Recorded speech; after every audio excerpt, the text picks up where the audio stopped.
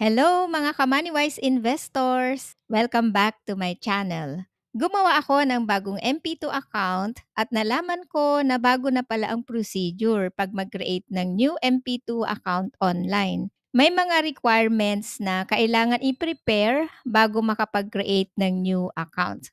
Kailangan i-prepare mo muna ang mga requirements na nasa list. Unang-una, kailangan ang Pag-ibig membership ID number. And dapat may hulog na contribution ang regular Pag-ibig account mo in the past 6 months. Kailangan din ng one valid ID.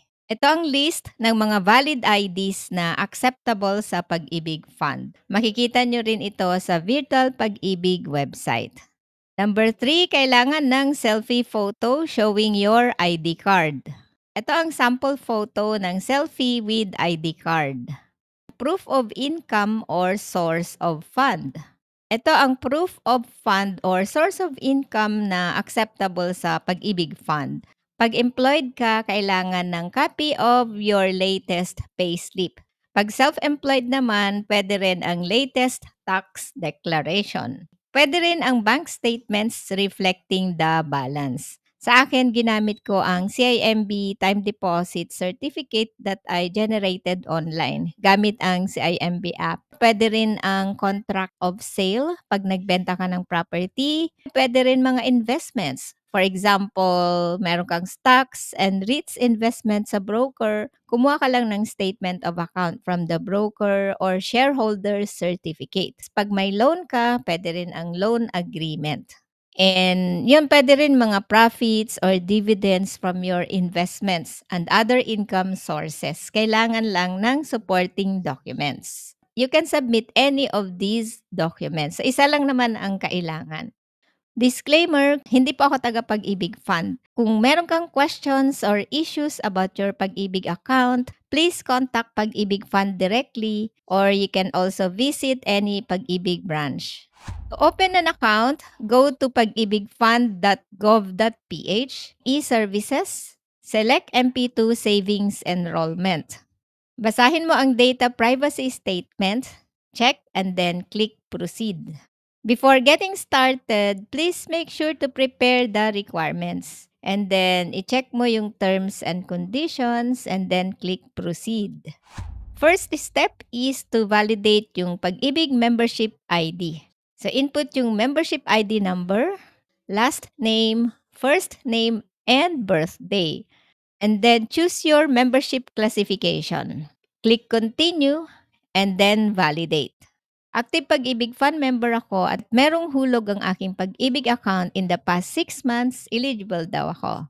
Next step is complete your contact details. Pag ready ka na to open MP2 account, i-click mo yung yes and then click proceed.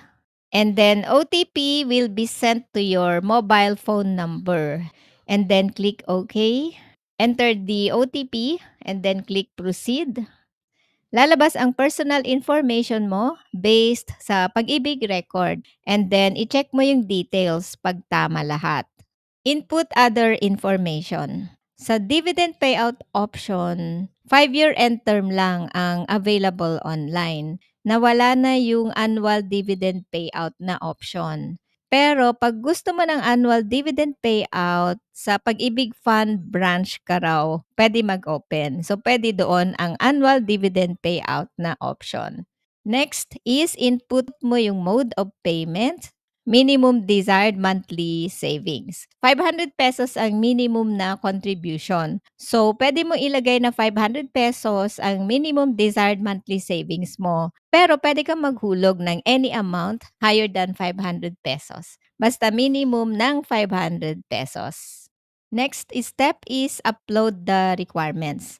Ang maximum file size is 3 MB. Upload mo yung photos of your valid ID, selfie photo with your valid ID, and yung source of fund or proof of income mo.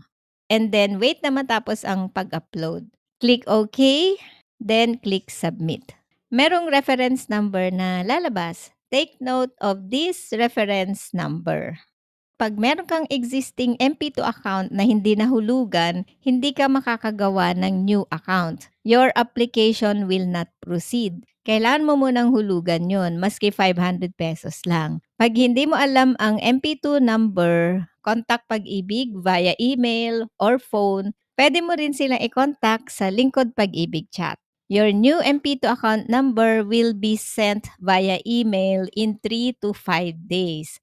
Pag na-receive mo na ang MP2 account number, pwede mo na hulugan ang bagong account mo. Pwede kang magbayad gamit ang GCash or Maya. And pwede rin magbayad over the counter sa mga bayad centers. Pwede ka ring magbayad online via virtual Pag-ibig. Pero need mo muna mag-create ng virtual Pag-ibig account pag wala ka pang account. Sa mga OFWs naman, pwedeng magbayad through Pag-ibig Overseas Partner Remittance Centers. Merong accredited remittance centers and collection partners ang Pag-ibig Fund abroad where you can pay your contributions.